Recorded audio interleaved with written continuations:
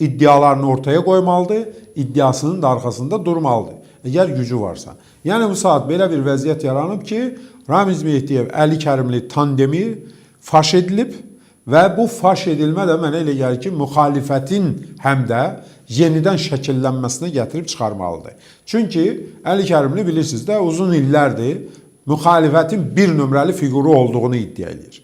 Amma ətrafına baxanda görürsünüz ki, yanında bir nəfər ağlı başında adam qalmayıb. Belə çəkisi olan, sözü olan, səviyyəsi olan, nə bilim, elmi olan heç kim yoxdur onun yanında. Heç kim yoxdur. Yəni bir vaxtlar Xalq Cəbhəsinin vitrini bilirsiniz nə idi? Yeri yerindən oynadardı. Tanınmış adlar, alimlər, siyasətçilər, üzdə olan insanlar. Bugün heç kim yoxdur onun yanında. Sual oluna bilər ki, niyə yoxdur?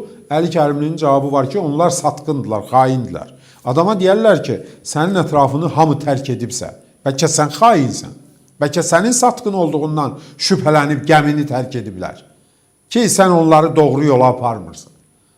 Yəni bir nəfər, iki nəfər satqın çıxa bilər, xain çıxa bilər. Amma nətər oldu ki, hamı sənin gəmini tərk etdi, getdi. Sən qaldın tək başına. Deməli, problem sənin özündədir.